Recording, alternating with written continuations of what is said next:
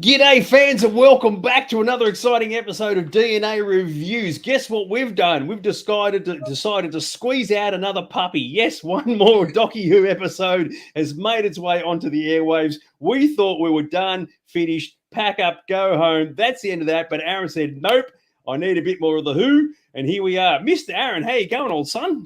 Well, there were so many unanswered questions, wasn't there? But yeah, I'm going good tonight. It's a freezing day here in Melbourne, isn't it? Absolutely. More Docky Who. Well, guess what, fans? I'm going to put this one to you, right? So when Aaron suggested to me about doing another final Docky Who episode, right? Now I had one of two responses. You get to pick which response do you reckon is the most likely one. The first response was, that's awesome. I want to talk about more Docky Who. I'm actually thriving on it. I love it. Give me more. Or the alternative was, oh, geez, do we have to? No, of course it was the first one because I just can't get enough of the Who. It is just pushing my buttons. And you know what? Give me more. Absolutely fantastic. And for that reason, this is why we're here talking about the Who. Is that right? Yeah, and the other reason I wanted to do another show is because sometimes when you watch something new, your reaction is a bit raw, and giving it a week or two to settle in and think about it, the reactions can change a bit. So this is more a holistic view of the last series of Doctor Who, where everyone's calmed down a bit and we can talk about it, the positives, the negatives, and where we see the future going. Yeah, look, I actually agree with that as well too, because the dust has settled. Even in the promo for the show, you mentioned about all the fans have had their bitch and moan and carry on, including us, funnily enough, and all the critics have done their bit, and now that it's all gone quiet, and that's the time to sort of come on back and just say, hang on, maybe there are some extra thoughts and views that we can put forward. Once again, hotline from Ukraine is joining us. G'day over there. Absolutely, this is like probably an hour of your life. You're going to be thinking, why am I watching these two turkeys on the other side of the world? But we certainly appreciate you joining us for this particular review of the Who, as you would like to say. What do you reckon there, Mr. Aaron? Should we get into it? It is the old good, bad, and the ugly Redux, mate. Yep. So again, Dags and I have really tried to have the good, the bad, and the ugly, which is just to discuss stuff, really. So we're not too negative or we're not too positive. We're not over the top like positive. We're not, slating the show for no reason. We hope everybody realizes that we are looking at the show and giving our honest, thoughtful opinions on it. Yep, I totally agree with you on that. And as we've sort of covered off, there are a lot of keyboard warriors out there in the big wide world who sometimes, for whatever reason, just go completely to town, whether it be massively negative, mostly negative, some positive, and ultimately it comes down to, in the end, it's just a TV show, right? It's as simple as that. It's just a TV show. But yeah, like all things, there are things that are going to work and things that aren't going to work. With a bit of luck, we'll be addressing those tonight as we did. So we're going to kick it off with the good, as always there, Mr. Aaron. And what was good for the particular season 14? And again, we're looking now at the season as a whole because we've already done all the individual episodes. So one of the things that I thought was a definite positive, a definite good, was Millie Gibson as Ruby Sunday. I do think I can't fault her as a companion. I thought she had great screen presence. She had episodes where she was the one carrying the entire story, and I think she did it valiantly and interestingly, and it was like good to look at and a great actress. So she is definitely in the good column as a major find for the show this year. Yeah, I tend to agree. As a companion, I thought she did really, really well. In fact, some of the episodes which were centralized on her or where she had a fair bit to do, she actually carried the show. And you could almost say, to a large degree, she kind of upstaged the Doctor when they were both of them were side by side. She just had a really, really good screen presence, which was really cool. Considering she was hired when she was 18 and filmed the show when she was 19, I think she did a fantastic job. Yep, no, totally agree with you on that one.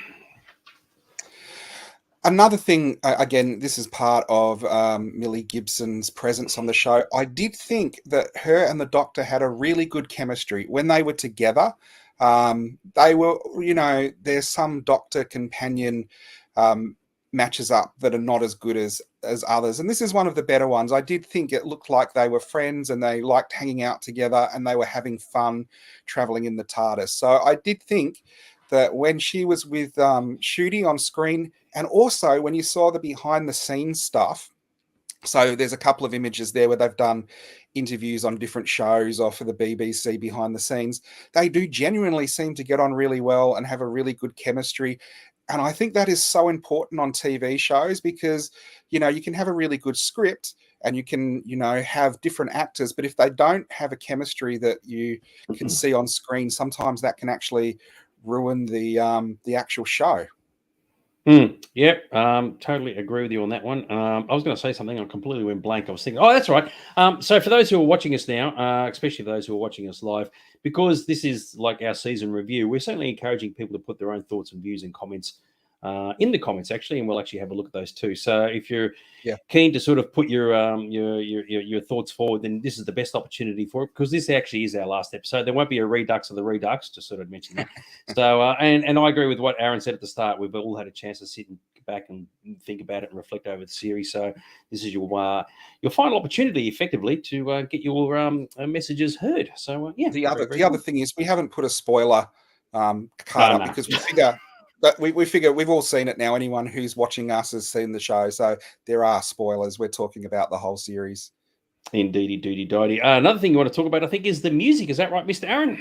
Well, this is one of the things that we didn't really touch on in the individual episodes. I mean, we talked about it in The Devil's Chord because the music was intrinsic to the episode. But one of the things that happened this series, the first...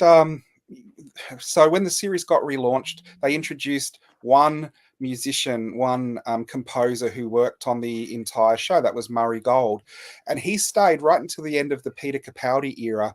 And when they changed production teams, he got the arse and they brought in someone else for the Jodie Whittaker era. And one of the things I've really appreciated by Murray Gold coming back is he's been able to use the familiar themes that he had in the first era of the show, which means it's almost like musical Easter eggs you find as the show goes along, right from not just this series, but the specials when David Tennant came back. Instantly, the Murray Gold music actually drives some of the episodes and makes it exciting. There's callbacks, which are almost hints to old episodes from David Tennant, Matt Smith, and Peter Capaldi, which sort of are almost clues of what's happened. And then it's also nice and familiar. I think, I don't know if you agree with this, Dags, whenever like a Ghostbusters comes back or gets a reboot, or Beverly Hills Cop or something like that, if they use the original music and don't muck around with it, it always pleases the original fans because it's familiar. And that's the nice thing about Murray Gold coming back with this series. It's exciting because it's new music, but he uses familiar themes. So I thought that was a big plus for me. I'm a Doctor Who fan. You haven't watched the older show much where he's composed it. Did you notice that the music was good, or just yes, no, or? I would. The answer is yes, but unlike you, I only watched all the episodes, or actually most of the episodes, once, in some cases twice. And I registered it at the time. I thought that was actually quite good. But to talk about it now, I wouldn't have a clue what it was. If you played a tune now, I wouldn't have a clue. One thing I did like, though, and I don't know how this fits in with the previous Doctor Who shows, the opening theme, all right, the main opening theme, it was all being jazzed up now. I thought that was really good. I don't know if that's the same theme used for the previous ones, but that was really groovy. I thought that well done. I think every year with Murray Gold, the theme is tweaked a little bit, and this one, it was a new arrangement of the theme. There's extra passages of music put on it, and I actually think it's one of the best themes since the show returned. So that it's always good if it starts with a good theme, I actually think. Yeah, so I was pleased with the. So I didn't put that up as well. The opening title sequence for this series, I think, is a good one, not a bad one. Yeah, totally agree. I made a joke earlier on about saying we're not doing a redux of the ducks, and I like this one from Michael Herbert. He says, so all your ducks are in a row. That's actually very, very funny. Guy has mentioned he liked the new Doctor with his flair. He's quite an animated character, which is very, very cool. There's nothing wrong with that. And Karan has said, learning about the new Doctor Who, Disney rubbing out what happened in the past. Oh, that could be a bit of a contentious question there, Mr. Aaron. What do you reckon? Well, I would say that the previous era kind of messed about with the show's history more than this era. I don't mind with them changing the past if it's for a good story. I think you would agree if you had a cracker of a story and it contradicted something that was said in 1971, go with the cracker of the story now and don't worry too much about the continuity. What I do not like is if they change something for the sake of it and it doesn't make anything any better. I don't think Disney have particularly erased or changed the history in any way other than other eras of the show, because the show does evolve as it goes along. And sometimes the revelations in the show do change the past. Sometimes that's for the good and sometimes that's for the bad. You've got to remember, it wasn't until 5 or 6 years into the show that they actually revealed the Doctor was a Time Lord. This is back in the black and white era. And you would have had fans at the time going, oh no, all the mystery is gone. They've actually revealed his race. But because we're 50 years beyond that, that's just part of the history of the show. And anything Disney introduces in 50 years' time will just be part of the history of the show. Yeah, that's an important point. The fact that it's a time travel show, or anything that gets changed as far as the continuity is concerned, within reason, can just be wiped off as just saying, "Hey, it's an alternative universe, alternative timeline. The Doctor's been here, there, everywhere." It can kind of deal with it. So and I agree with you. Something that occurred in 1971, which only a bare handful of people may have seen, is not really a good reason to not do it now if it's really important. But there are limitations. Like, you wouldn't change the Doctor from being a Gallifrey person to some other species that they'd never introduced before. You can go to a point, but otherwise, yes, I agree. We like to call that the timeless child from the Jodie Whittaker era. Wacko, there we go. Absolutely fantastic. Excuse me as I whip out the old Jodie Whittaker and all the previous dudes' DVDs and just use them as coffee coasters, because I'm not planning to watch any of those shows. So there you go, fans. Very, very cool. But we keep on going with the goods. Well, one of the things I really loved about this season, there was good and bad episodes, but you can't say that the season got bogged down in the same type of episodes. Some series have been criticized because every episode is base under siege, or every episode is set on Earth, or every episode had the Master. I truly think this is one of the most diverse, and that's nothing to do with any of the social issues at the moment, one of the most diverse series ever, where you've got stuff in the future in spaceships and stuff in alternate dimensions, and you've got one episode where the Doctor can't move because he's on a landmine, and other episodes where the Doctor's chasing people around, and then you've got ones that are Doctor Light and ones that are set in like almost AI, and I do a musical one, a recurring villain. I do think if they were trying to do a scattershot of every kind of episode of Doctor Who to showcase it, you probably aren't going to get a better example than this series. Yeah, it's a good point. You're not going to have someone who says, I hated every single episode. If that was the case, then there's clearly an issue with the viewer.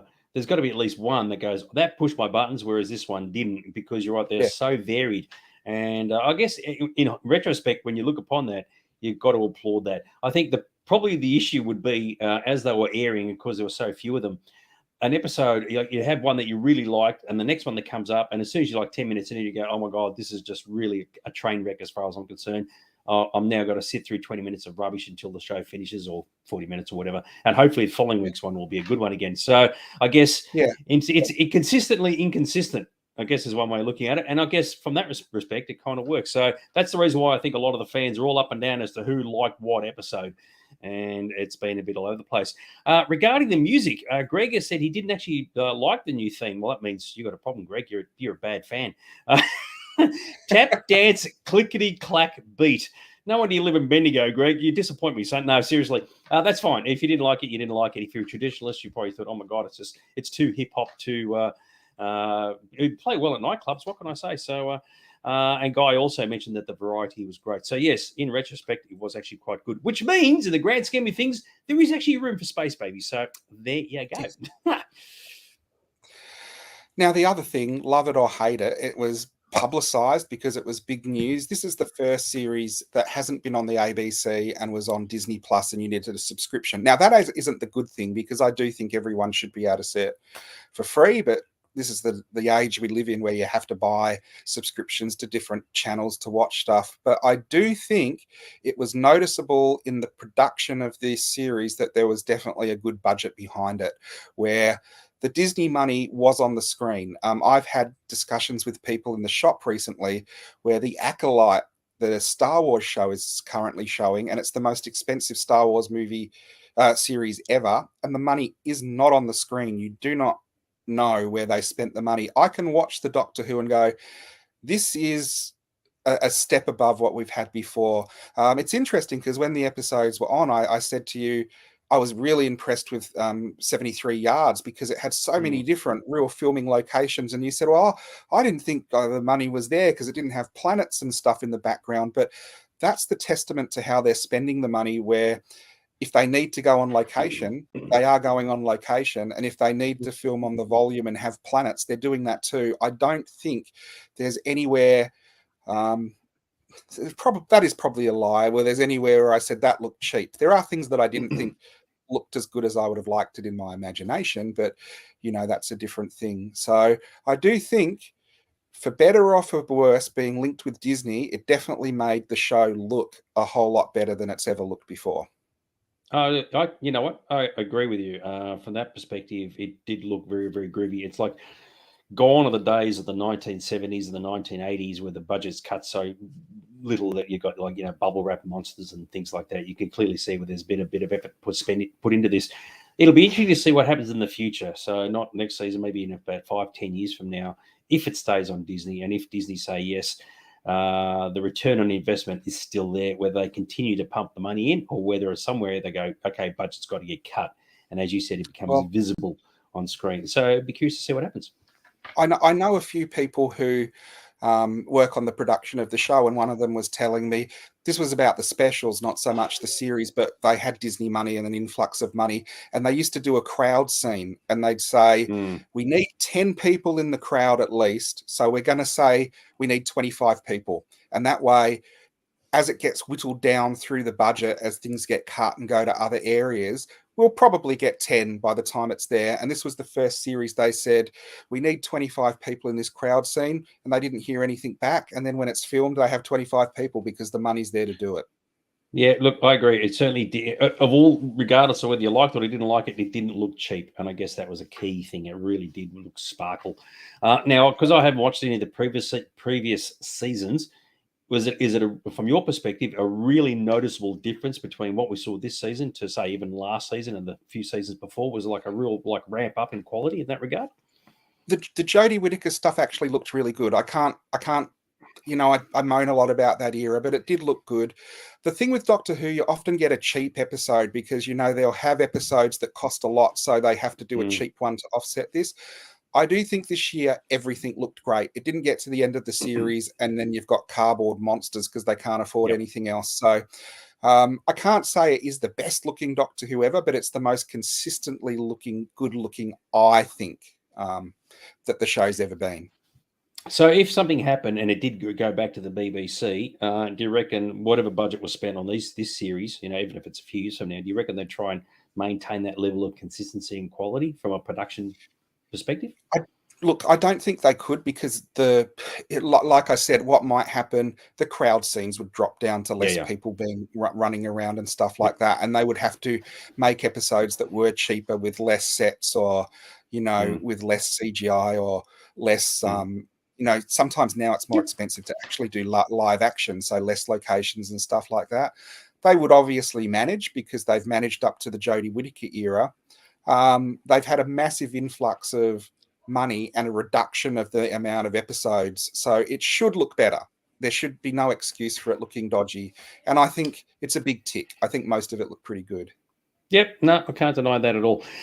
So that was our goods, right? Remember, as we said, for those who have joined late, we're talking an complete overview of the entire season, right? And the first thing about the overview of the entire season, and this is, you listen to this as a bad, is the fact there are only 8 episodes.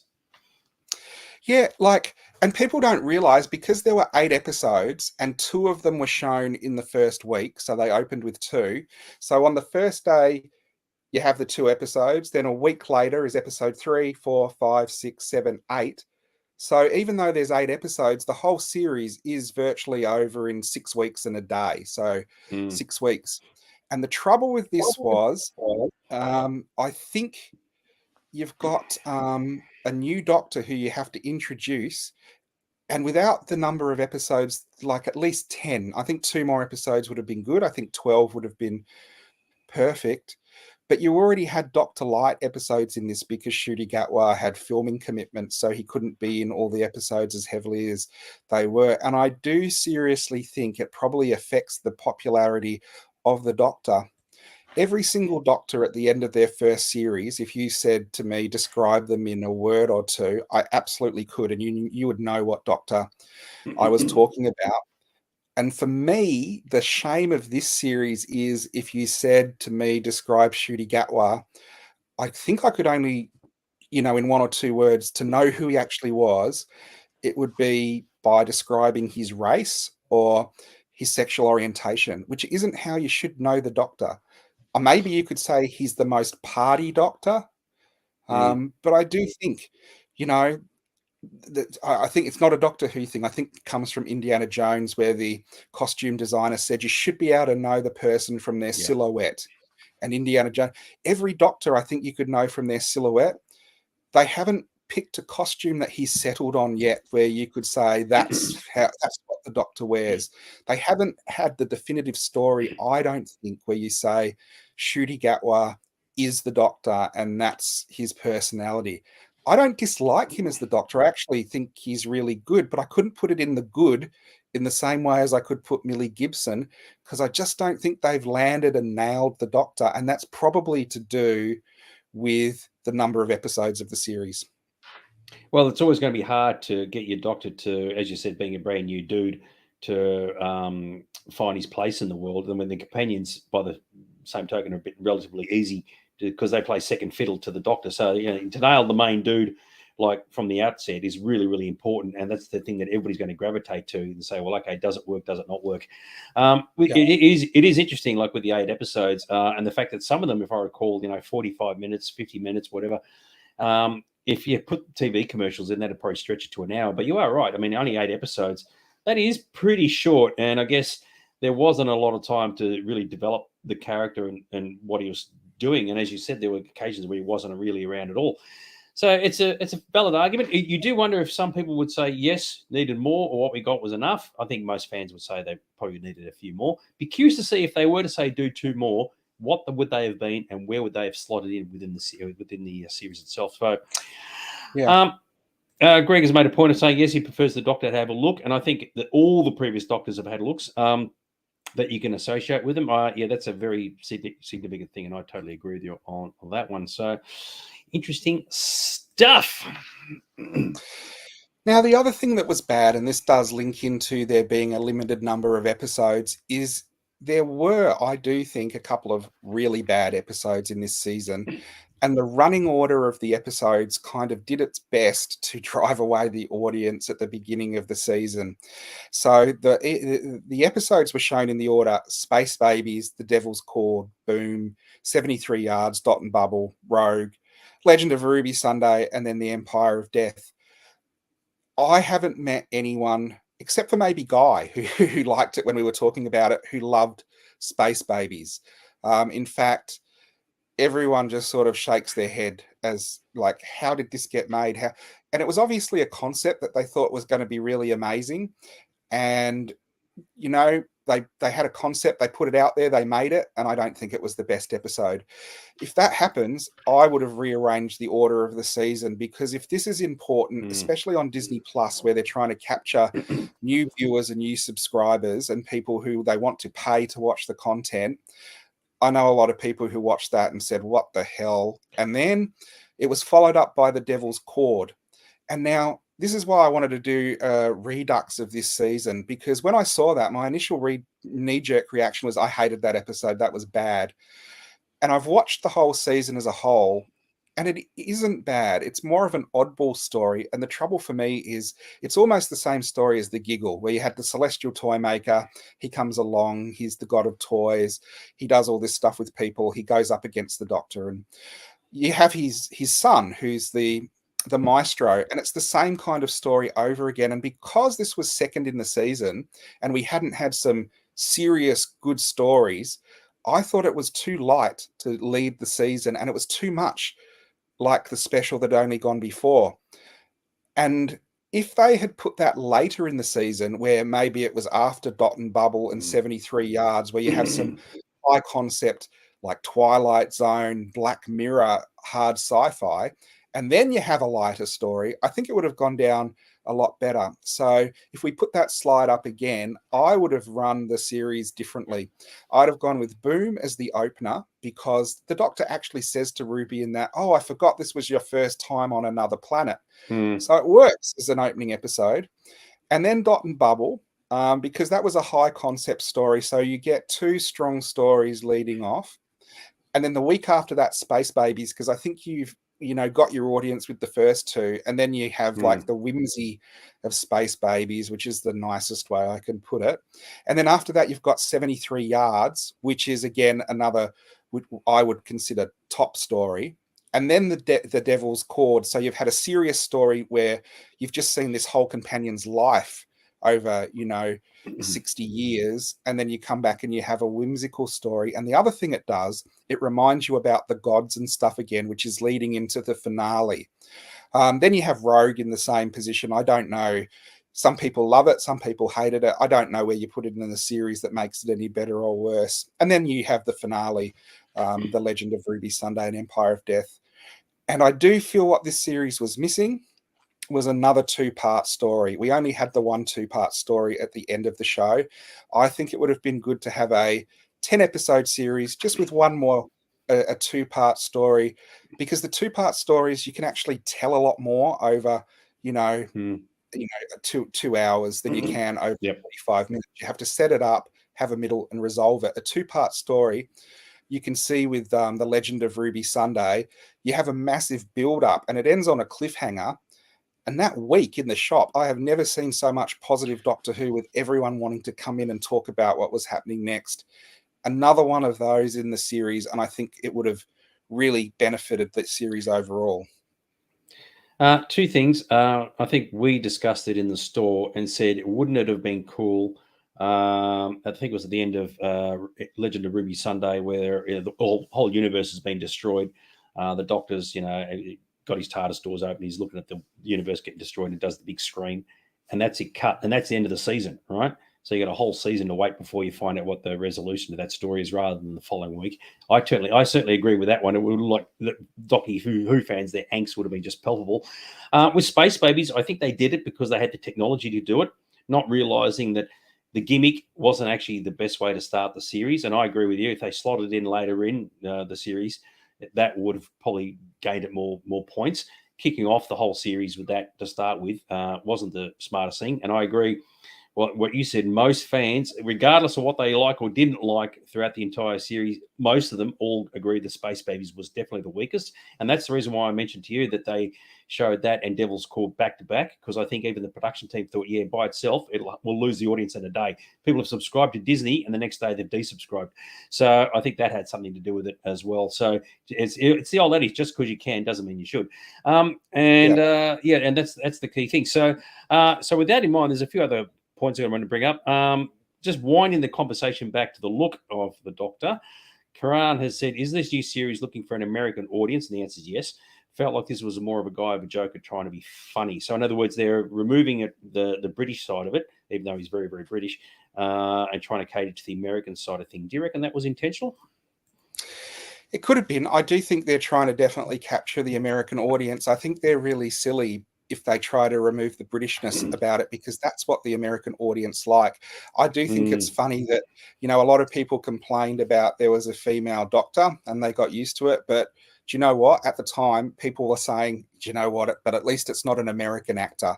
And I do think that's one of the things. Doctor Who is a British show, and I think they would be dumb to Americanize it too much, like Karen has said about like a young Eddie Murphy kind of thing. If they put Eddie Murphy in as the Doctor and did the same series exactly how it was, but they used the star power of Eddie Murphy, I think they'd have missed the point that Doctor Who's an eccentric British show. And as soon as they start pandering to any other nationality, it takes it too far away from the original concept. I might be wrong about that, but that's just how I feel. So just to finish up, I do agree. If they had reshuffled the order that they got released, it's possible some episodes that rated badly would have actually rated better, because it was like, that was so intense. We need something light and fluffy. Here's something light and fluffy. So, it's an interesting observation. But anyway, only time will tell as to whether someone out there says this is the proper version to watch everything, and they just reshuffle it all around. accordingly. So yeah, very cool. And the other thing, and this is a problem in a lot of science fiction at the moment, and I would have thought that the writers and the production team would have known.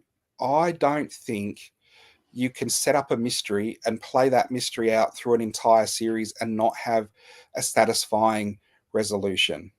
And when I say a satisfying resolution, I don't mean we find out who Ruby's mum was, which was the main mystery, but they've been playing it up so much that this is going to be such a major revelation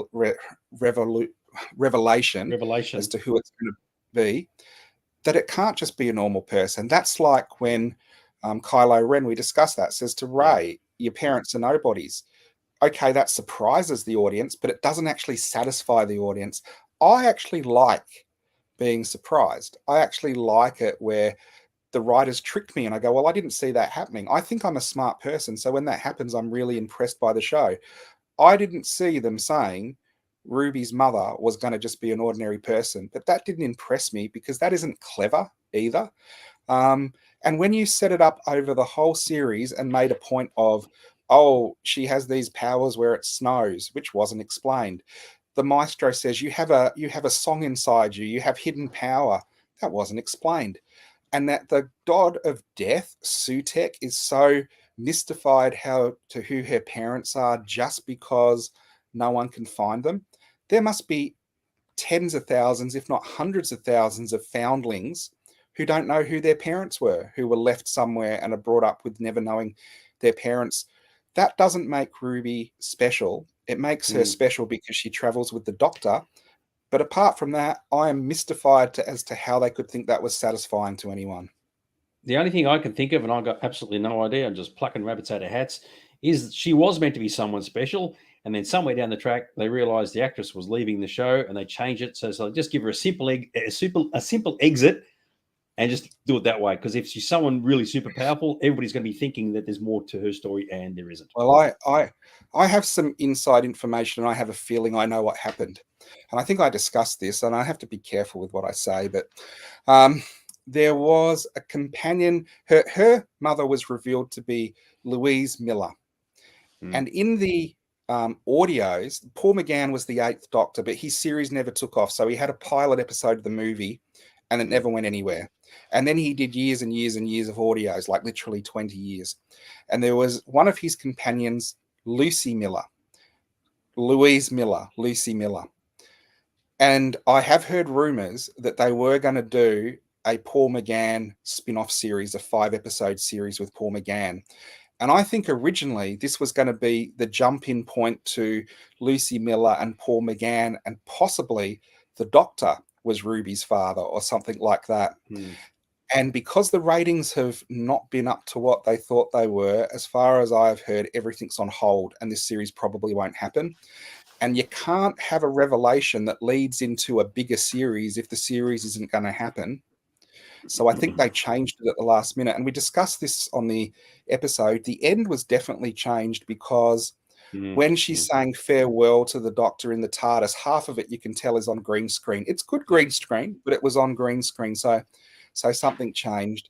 So I do think things happen behind the scenes. And the other thing I was told is Russell T Davies doesn't like any of his stuff changed down the track. So he doesn't want to leave it so, well, I've said it's nobody, but maybe another producer will change it so it's somebody.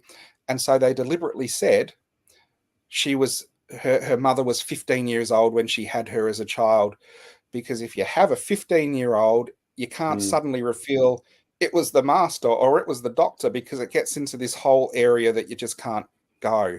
So I think not only did they change it and seal it and lock it as it can, I think that was a major disappointment for a lot of people. And you would have seen, working in the shop, lots of people were coming in and going, who is the mother? What is this power? Why does it snow? Oh, I can't wait to find that out.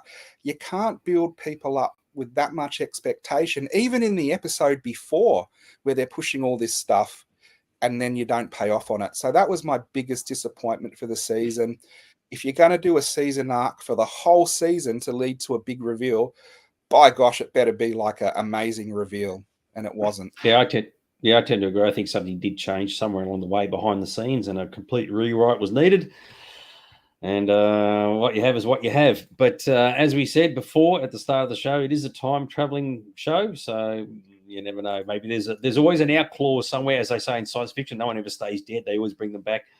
Something may happen somewhere. But as it stands right now, you are right. There was this huge lead up, a lot of questions, a lot of expectation, and then it all just fell flat. And the funny thing is, from my perspective, not being a fan at all, I kind of like what they did. I had no problem with it, but I can understand from your perspective and all everybody else why it would be unbelievably frustrating, because you're like, all the carrots are being dangled there, then you discovered they weren't carrots, they were like bananas or something. And guess what, fans? We got one last bad, believe it or not. It's the old Sutek himself. Well, this is the other thing, and it kind of plays into, if you're gonna hint at something the whole series, and Sutek was hinted the whole series. When you watch the series in retrospect, the Beatles song "I Have a Dog, He's Not Dead," Sutek. In the very same episode, they do the Pyramids of Mars thing, where they go into the future and everything is destroyed, exactly the same as Pyramids of Mars. So they had a lot of stuff hinting that it was going to be Sutek through the whole series. Sutek is up there with the pantheons of sort of one-off best villains ever. And with those villains, unless you can bring them back and improve on what they did originally, just leave them as a one-off villain. Now, I do think, again, the Legend of Ruby Sunday was a very tense episode, and it was ratcheting up, and you knew there was something going to be revealed at the end of it. And some people had guessed, and some people thought it was something different, but it was Sutek. And when I heard, Gabriel Wolf, who was the original Sutek, 91, they got him back. When he started talking, I got goosebumps, because it is such a fond memory from childhood, and that's for a lot of fans. And I don't mind the CGI. A lot of people go, I don't like CGI Sutek. I'm like, do you know what? I don't mind. It's probably better than the paper mache mask. Some people like the mask. I liked the helmeted Sutek the best, which I think they should have brought back, and they didn't. But they do this massive build-up, and then the payoff is nowhere near as good as the build-up, where he's the god of death, the god of all gods, and he's obsessed with finding out who Ruby's mum was. And he doesn't kill them because, do you know what? He probably killed their mum. Just kill Ruby, kill the doctor. Job done. But it almost got to Scooby-Doo levels of, this is how we fix things, where if everyone's dead, you then sprinkle dead on death, and it brings everyone back to life. Does that mean everyone who was dead before Sutek killed them is also coming back to life as well? Dude, it's science fictions, mate. No one ever stayed. They won't. It's like the Return of the Living Dead. They won't stay dead. Yes. Well, the thing is, they have said this whole series, science is out the window, fantasy and superstition is where it is. So this is obviously building towards gods and superstitions and magic and things like that. And I'm okay with that, as long as they explain it within the story. You cannot get a god, hook him up with an Oki strap to the TARDIS console. Docky Who, no less. Docky Who. That, in my opinion, actually cheapens the character. He is the most feared god above all the other gods, and that's how you dispose of it. And the thing for me is, they defeated him. I'm like, there's still 15 minutes to go in this episode. Like, I would have rather him had a much more serious, a much more, threatening plan where, if you destroy the entire universe in the end of part 1, you can't get much more evil than that in part 2. So I do think the introduction of Sutek was fantastic. And then the payoff was, again, they just sort of ruined it. In my opinion, I think that could have been any character. It could have been a new character, and I wouldn't have cared, because what they did ended up not being as good as the build up to the reveal. So again, I'm really sorry. I loved the part 1, but it was probably my least favorite of the end of series part 2s for being disappointing. Yeah, I think it's, as we said at the time, they had to wrap up everything. One, reverse everything, bring everybody back to life, and get the Ruby parentage thing sorted out. And who knows, maybe the original version of the screenplay was a lot longer, a lot more detailed, a lot more inviting. Might have had some really good cliffhanger moments. And they said, chop it all down. We need a resolution, because if some people are going to be jumping ship after this, they need everything all wrapped up in a nice little bow. And to do that, you've got to cut corners. And it certainly gave the impression that was the case. I think I even said at the time, when the universe is destroyed, you can imagine all the writers or writer sitting in a room by himself thinking, how am I going to fix this? Where's the undo button? Control Z, just undo everything. And effectively, that's what they had to do. And whether it worked or it didn't work, ultimately, that's what you got. And but there had to be a quick fix to bring everything back. That's why I thought, as what you said, had they left the universe destroyed and that was the season finale, and people got to stew in it for months and months and months, people would have worked with it. So if, the second, what was it last episode called Empire of Death, if that was the first episode of season 15, imagine how that would have went. It might have actually been a really successful story, assuming they covered off the Ruby Sunday parentage a bit better than what they did. Guess what, fans? That's the end of the bads. We're now into the uglies, which is all the questionable stuff. Stuff we're going to sort of sit there and rack our brains over. Or you are, because I know you rack your brains. They're like on a rotisserie. They're just constantly spinning all the time. And, of course, the first you're going to kick it off is Doctor Who? No, it's Docky Who. I'm always racking my brains out. But Doctor Where, and this goes back to what I was saying with the too few episodes for this series. There was not enough of the Doctor in this series. There was entire episodes that were Doctor and Ruby Light, and there was an entire episode that was Doctor Light. Where was the Doctor's episode to shine? I didn't see it in this series. He's a great actor. He's got a really good range. He can do everything from, carefree partying to concern to, really intense acting. So he's got the range. I do think Ncuti Gatwa has something Doctor Who-ish about him. I do think if you were chosen as a Doctor, there is some quality that the producer sees that, shows that you are the Doctor, because it is the same person, and that's the thread that goes through every regeneration of the Doctor, is his Doctor Who-ness.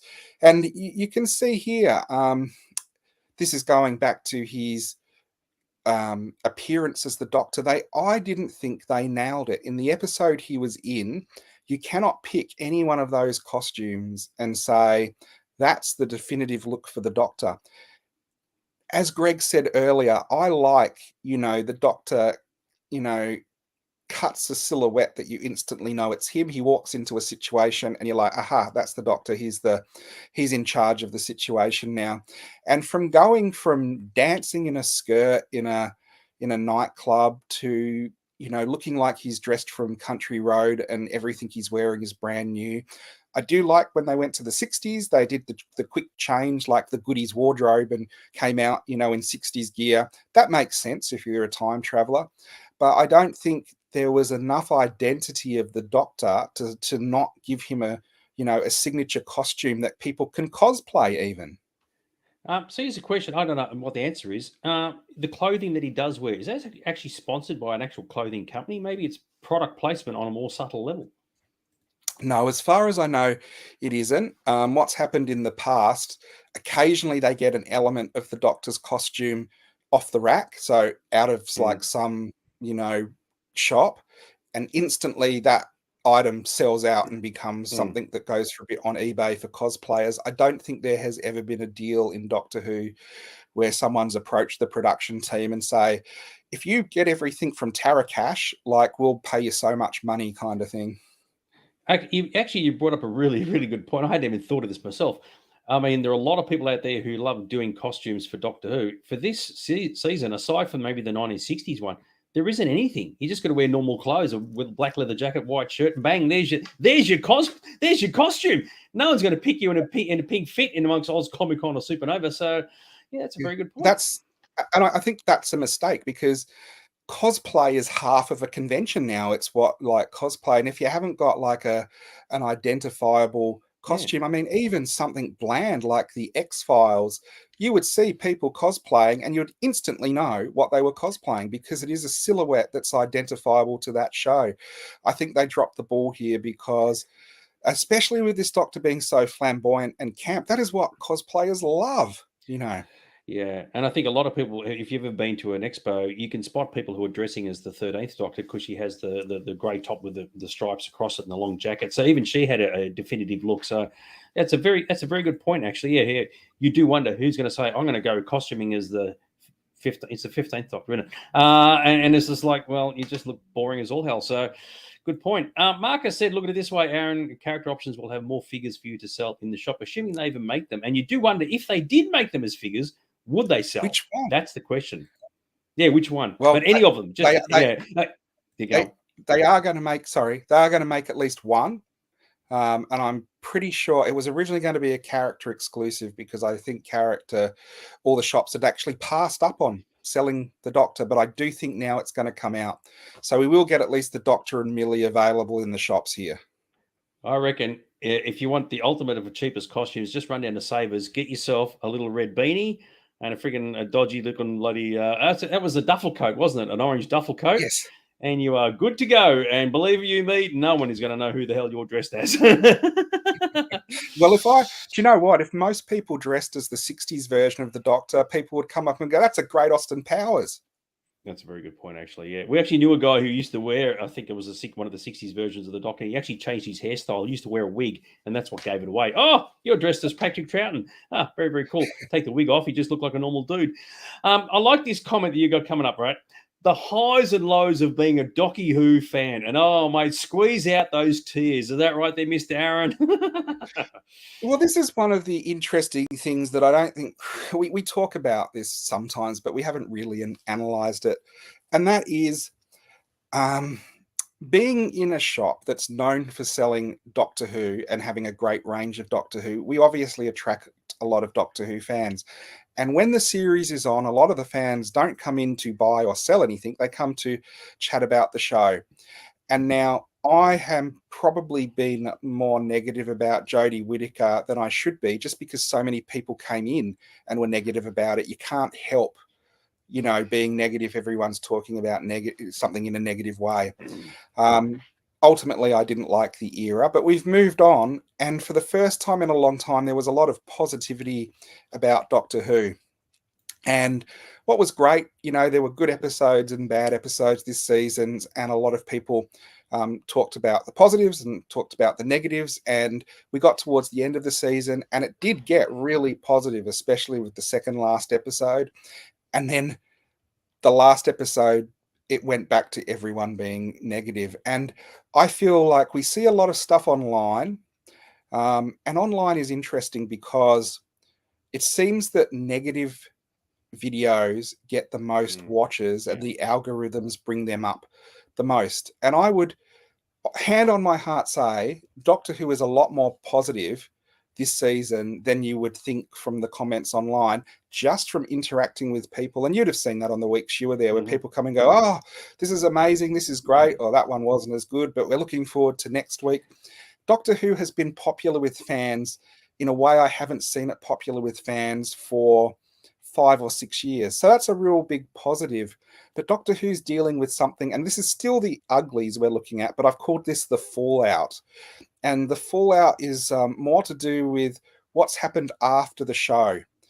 And if you get on YouTube, now you as viewers can just give me instant feedback here. Do you think we're overly negative on Doctor Who?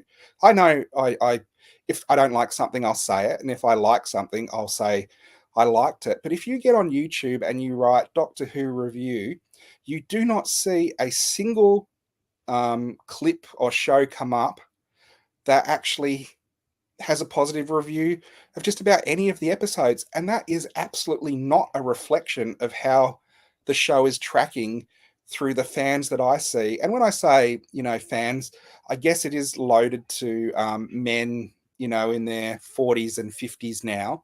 But that's not all the fans that come in. There are young kids that get Doctor Who, and teenagers that are getting into the old series because of the new series, and guys in their 20s and 30s. And all of them seem to have this, common sort of opinion of the new series, that it's pretty good. It's not the best series ever, but it's not the worst.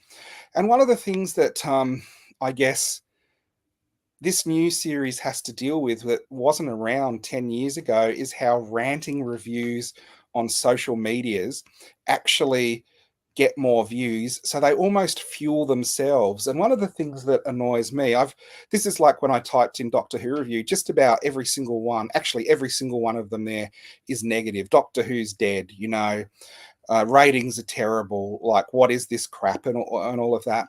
But the other thing that gets me about this is a lot of these reviews aren't from people who've ever watched Doctor Who ever before.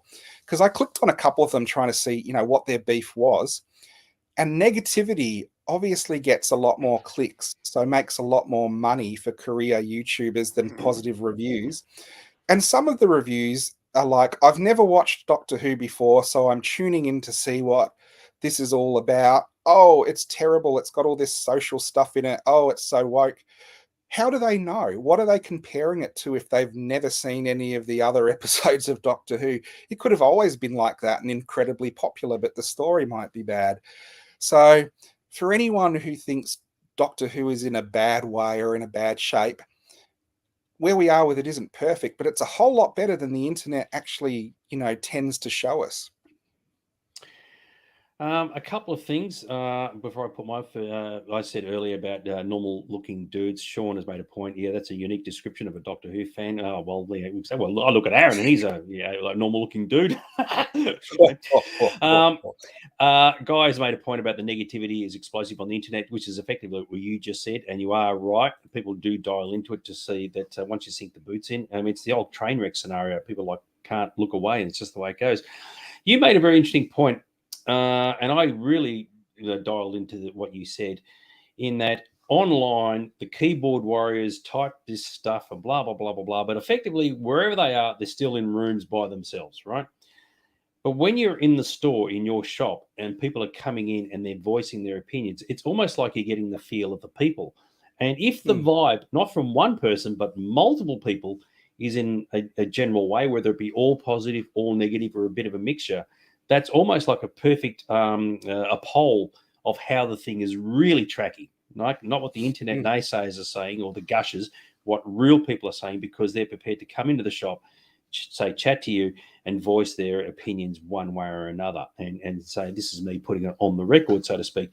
And if anything, that's actually a really good indication as to how the show really, really is. And I agree with you. I've been there when people came in for this season. There are some episodes that people said that was just the greatest thing ever.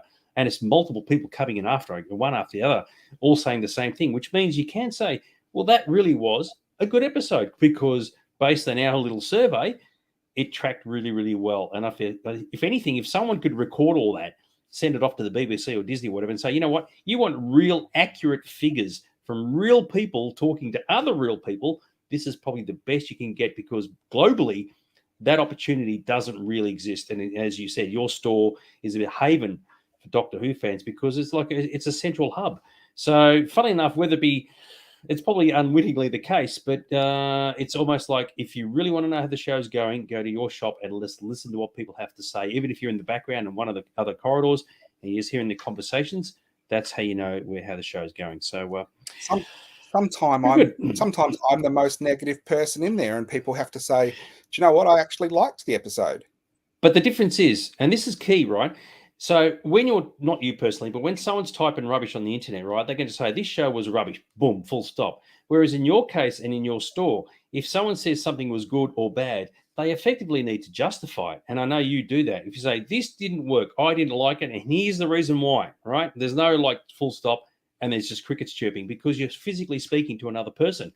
So if somebody likes something, they'll explain why they liked it. If they don't like it, they'll explain why they didn't like it. And then you can listen to what the thoughts were and go, I agree or disagree, or hang on, that's a point of view I hadn't thought of before. So that's why you get a far more accurate feeling as to what people are really, really thinking, which you don't get online, because keyboard warriors don't need to do that. Yeah, sorry, dude. You've worked in the shop long enough to witness this phenomenon where people online, if you look to that other stuff, were going, this is the end of Doctor Who, the worst it's ever been, the worst era. Yeah. Absolutely not. You were around where Jodie Whittaker was there, and that really was people coming in saying, another crap episode we didn't like. What are they doing? Oh no, they've ruined the Sea Devils. It was really depressing for me as a Doctor Who fan, because they never kicked a goal, in my opinion.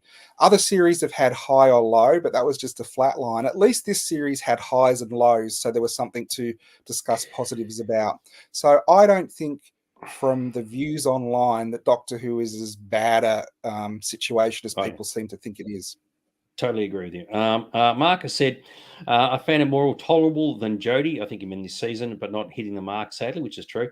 There were some nice moments, but it'll still be interesting to see where it goes next. I totally agree with you on that one.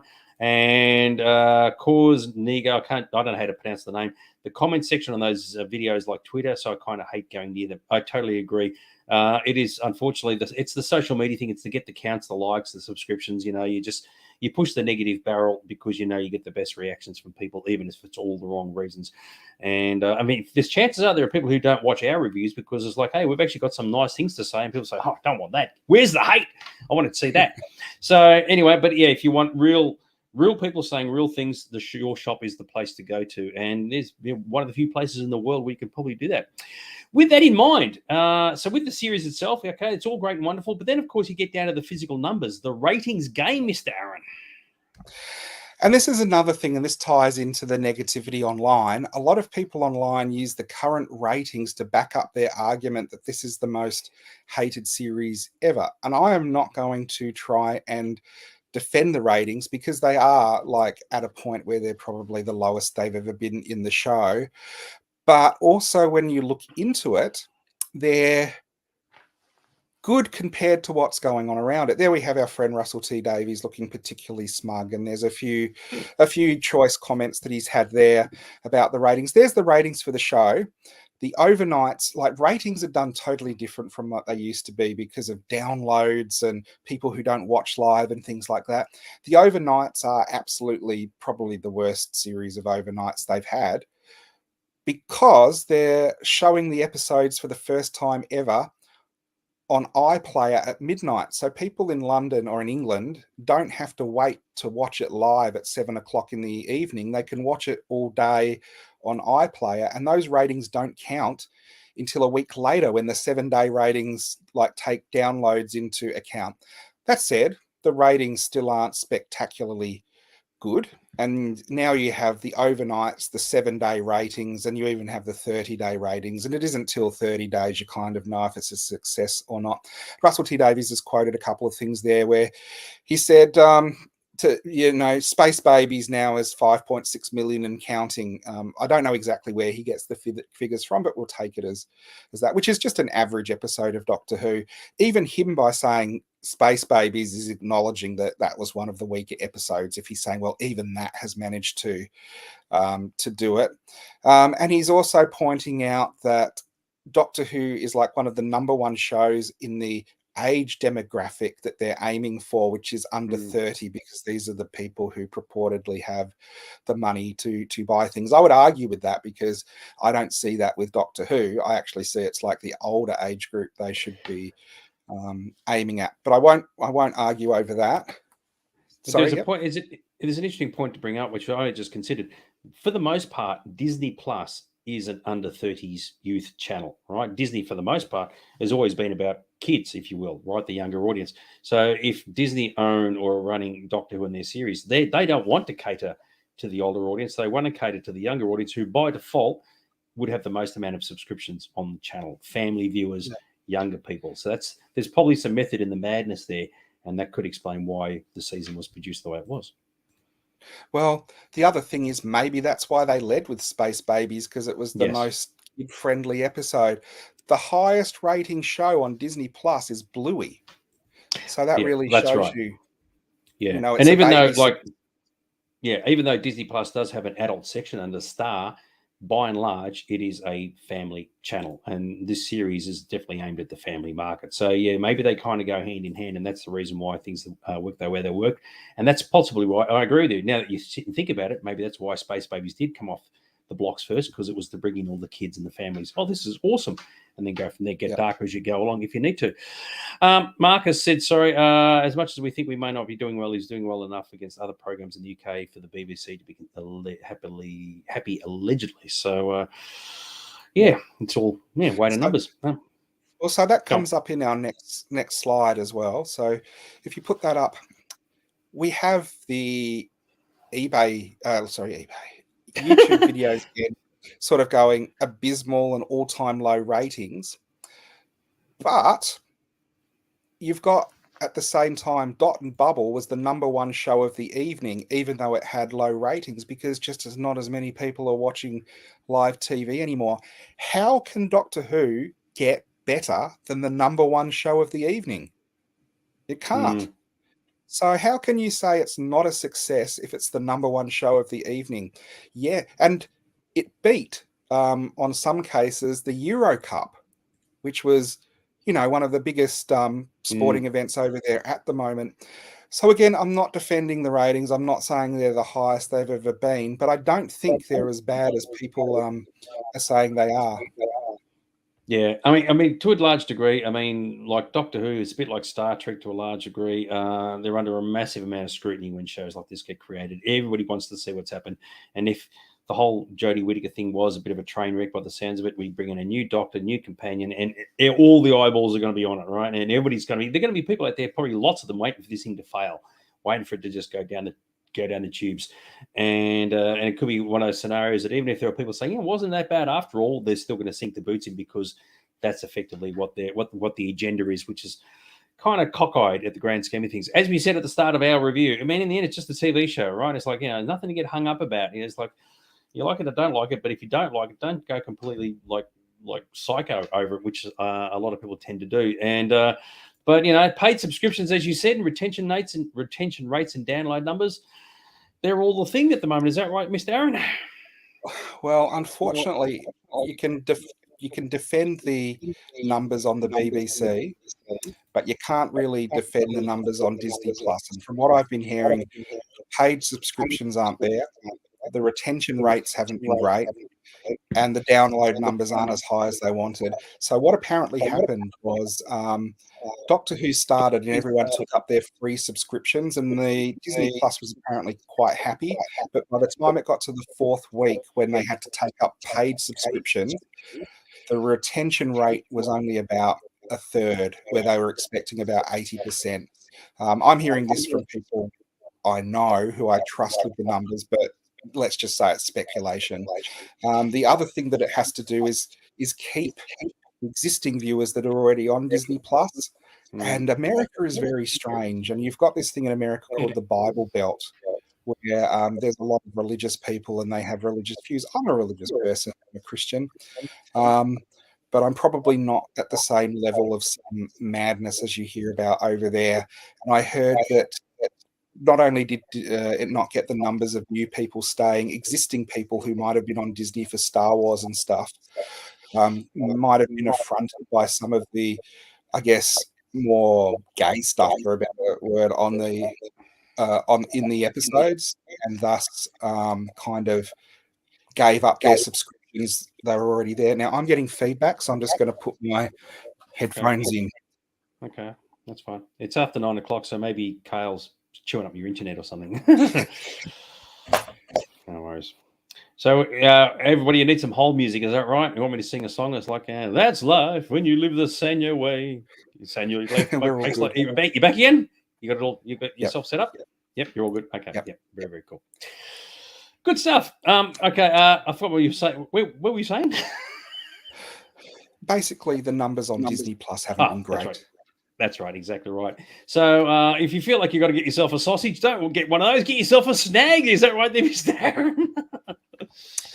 Well, this is the other thing we have to talk about with the new series. The Cure famously had a song, Boys Don't Cry, but Time Lords do, especially in this series. And one of the things that has been a negative in the show, negative in the shop where people have talked about it, this Doctor just cries too much. And in the past in the series, I didn't think the Doctor cried, but I went back and he does actually cry in the show. But it seems it's in more important moments, season finales, when he's regenerating, someone has died. This Doctor cries. Sorry, I got the orders. He's out of whack. Sorry, it's a snag. It took me a while to work out what that picture was. Sorry, it's this one. Yeah, go on. Continue. No problem. So I didn't remember this, but you have David Tennant crying and you've got Matt Smith crying, and in the old series you've got what could have been the Doctor crying almost at really important parts of the show. So it is something that can be used in a positive way.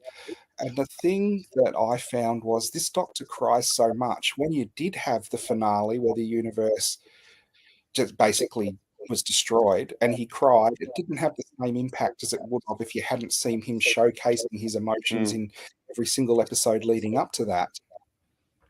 Yeah, I totally agree. Yeah. And of course, yeah, go on. Well, this is one of those, I guess it's a controversial thing. Jodie Whittaker didn't cry. She was a girl. Can you imagine if they had made her cry in every single episode? The fan outcry you would have had. Oh, they've made the Doctor a girl, and because she's a girl, now she cries.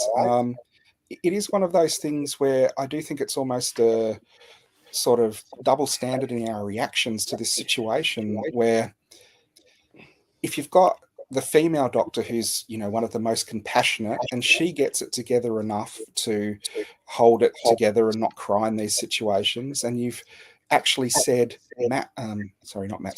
David Tennant's doctor, who he bioregenerated from, was the one that went through all the therapy, so this doctor is okay. What was the therapy he went through that left this doctor in such a state that he gets into eddy pressure and he breaks down and cries? So you've brought up two good points there, and you were completely true, right? Because the Doctor constantly bawled his eyes out through all the episodes, when he does actually lose it in really key moments in the final episodes, it's like, mate, we've been there, done that. It's like, what the hell, dude? Get a grip. Whereas had that just occurred the once, and it would have had far more emotional impact, and I totally get that. So it was almost they telegraphed, oh, something bad's going to happen. I'm sure the waterworks are going to start. And sure enough, they did. It's like, oh, my goodness. So they really overused that. And I think that was intentionally done to, once again, bring in the younger audience. Because the younger audience, they go, oh, he's crying. I'm going to cry too, because it's such a sad moment, not realizing they're going to be doing it in every episode.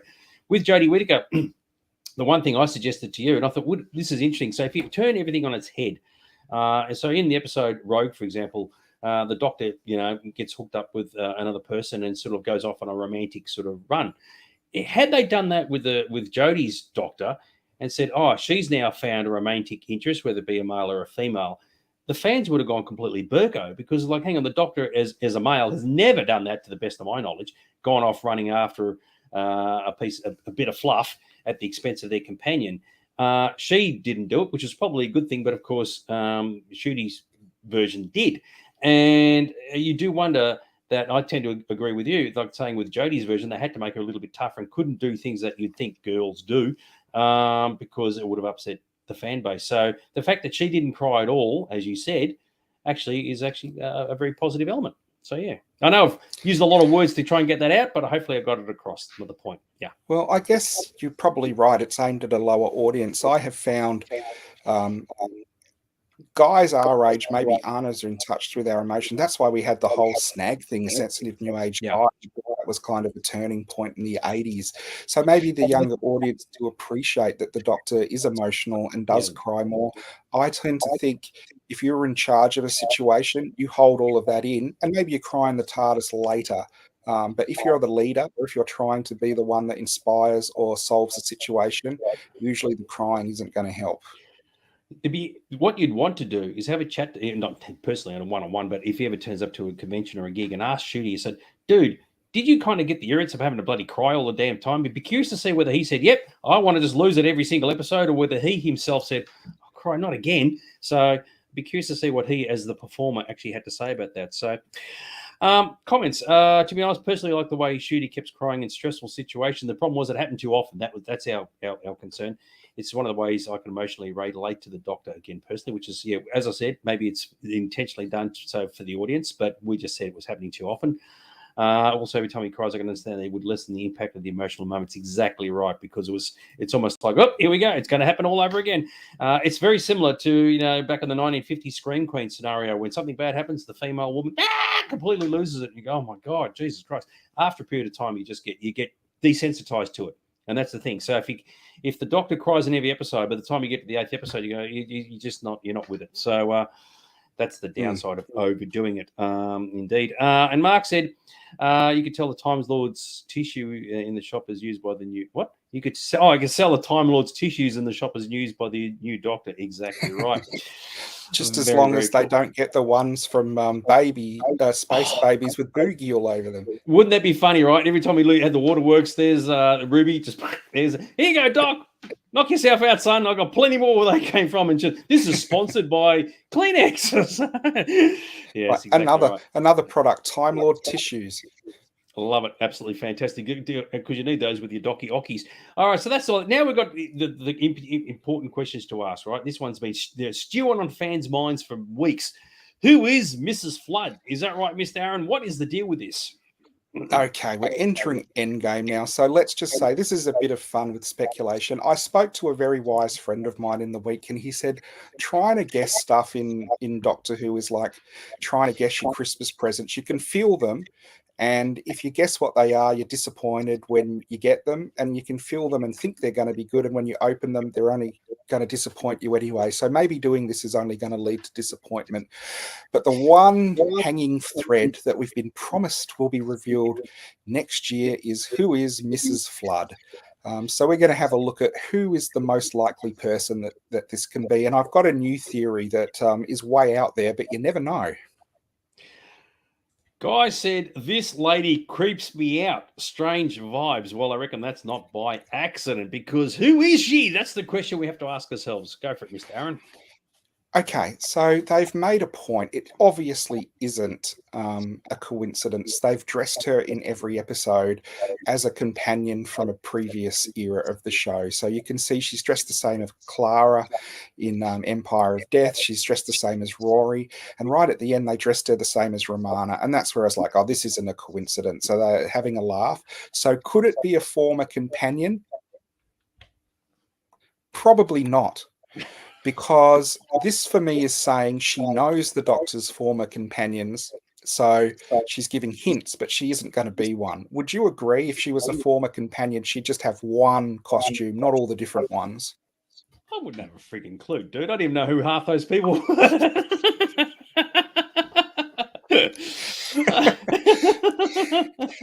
Well, whatever. just say I like Docky Who and move on.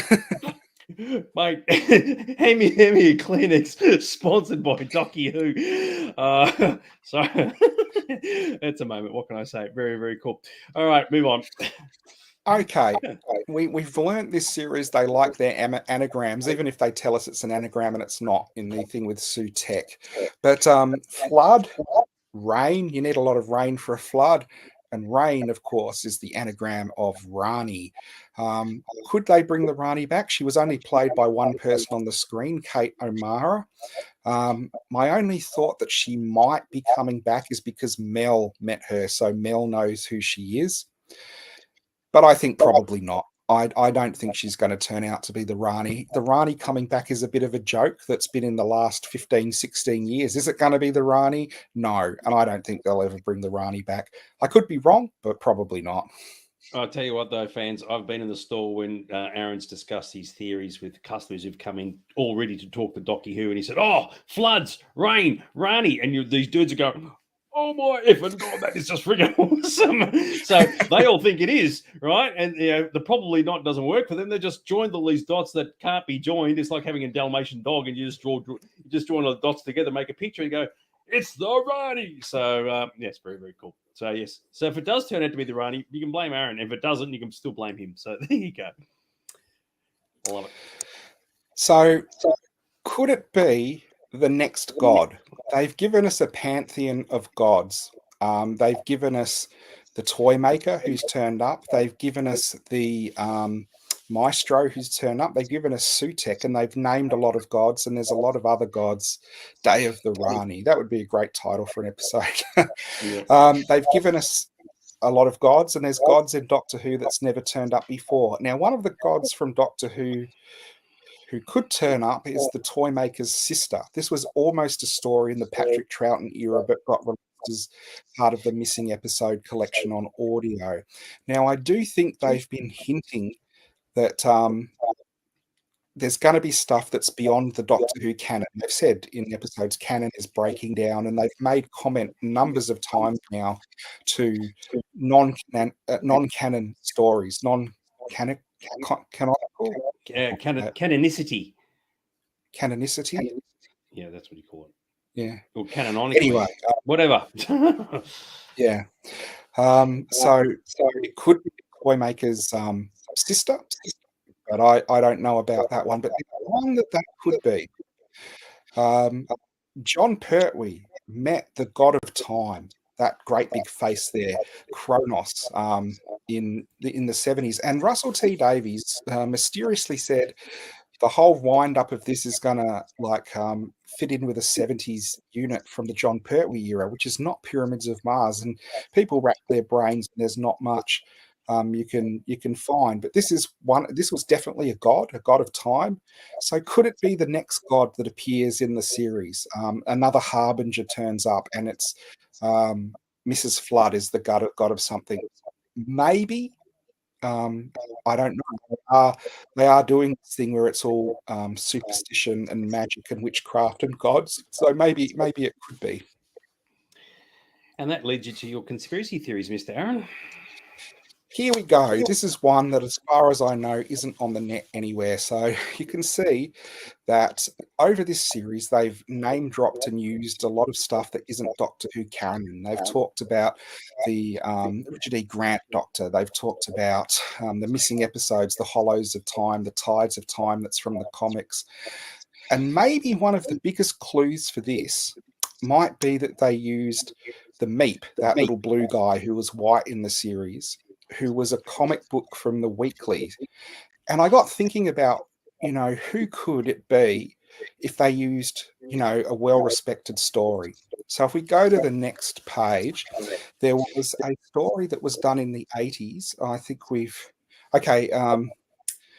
she actually says, what happens to that mysterious traveller in time and space known as the Doctor? I'm sorry to say his story ends in absolute terror. It's like she's just talked about Ruby's story ending, and it was a happy ending. And she's talking about the Doctor's story continuing. It's like she knows different people's stories. And there's one character from the comics, and it is one of the best comic books ever in the run of Doctor Who that I'd love to see a TV adaptation. There's a series called Voyager from the mid-80s. And it was a Colin Baker story, but the Star Beast story was a Tom Baker story, and they still made it into the 14th Doctor. And it was a story about someone that actually broke the fourth wall. And the whole point of what he was doing was, if he could win, he could actually escape the bounds of being fiction. And he knew the Doctor's stories were fictional, and he knew Doctor Who was a series, and it was hinted that he was the one who was writing all the stories, and he wanted more than to be a fictional character. So I think it's the next slide we have. It's yes. So I don't know the pronunciation. I think it's Astrabalus, but he was the person who was writing the Doctor's stories. He knew what was going to happen. He put the Doctor in the land of fiction. So you had things like the Dark Riders from Lord of the Rings and Little Red Riding Hood and other things turning up. And he had stolen a book from Gallifrey that allowed him to do this. And he had stolen a star map that allowed him to come out of his dimension, basically into our dimension. And the one thing that Mrs. Flood has been doing all series is addressing the audience like she knows she's in a show and saying, I know what a TARDIS is, and, I know this and I know that. And it is the one of the few things up there with the land of fiction, which would sort of address all the issues. Is it a long call? Yes, it's 1,000 to 1, but looking how Russell T Davies seems to be saying all the stuff that's outside the TV canon is real, this could be, a hint. I know it's a crazy conspiracy thing, but this could be a way, and it is renowned as one of the best Doctor Who comic stories ever. I think it was the first one to get a graphic novel of. So could that be tied into the Master of the Land of Fiction?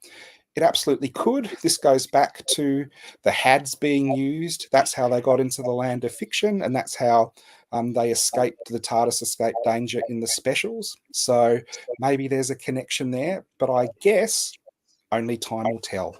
We've been waiting all hour and a half to say that. The thing is, if it does turn out to be right, you can say you heard it here first, fans. So that's the most important thing overall. Guess what? After nearly an hour and a half, or hour and 20 minutes, we're actually at the end of the presentation. That's the end of the year, end of the season, so to speak. So now you've got to rate the entire series in Rotten Time Lords, Mr. Aaron. What did the thing score at? Season 14. Like, it had its highs and lows, but overall, I've got to say I enjoyed it. I thought it was more of a positive series of Doctor Who than a negative, and I'm going to rate it 2 rottens, which is pretty fresh. 2 rottens. I just get the right image. There we go. So that's actually quite positive. That's actually effectively a 5 out of, I don't know what we want to call it, 5 out of whatever system we're using. So, but yes, only very, very only cool. We have a scale of rating things that us ourselves can't work out. Well, the important thing, what it does tell you, is that it is, as you would say, certified crinoid fresh. Is that right there, Mr. Aaron? It is, and this just leaves one unanswered question that I surprisingly get asked in the shop quite a lot, and it's one I have why am I watching this damn show? I have to pose to you, which is crazy because I'm the Doctor Who fan, not you. Will you come back and review the Christmas special and next series? People need to know your opinion. To be brutally honest, I'd be happy if I never saw it. So I'm just not interested. It's as simple as that. So chances are you'll Shanghai me into it. And like I said at the very start of the episode, will I be, yes, I can't wait to get into it? Or will I be like, oh, no, do I have to? I'll wait and see. But no, I'm really not fussed either way. But I know it's important to you. That's fine, and I'll probably get dragged into it. In fact, I got caught up with Doctor Who talk in the store and even online on a couple of occasions with people saying, "Oh, this episode's really, really terrible or really, really great." And I go, "Mate, they're a bunch of turkeys. They don't know what they're talking about." So, but yes, I don't know. We shall see, fans. But I know people who are watching us like us to talk about the series, so chances are, yes, we will be back. But whether I'm looking forward to it, no, I really don't care. So I'll be brutally honest. So there'll be people out there saying, how can there be a review show when one of the hosts doesn't give a rat's bum about the series? And I go, oh, blame him. Unbelievable. Any final words before we start to wrap things up for this time around, Mr. Aaron?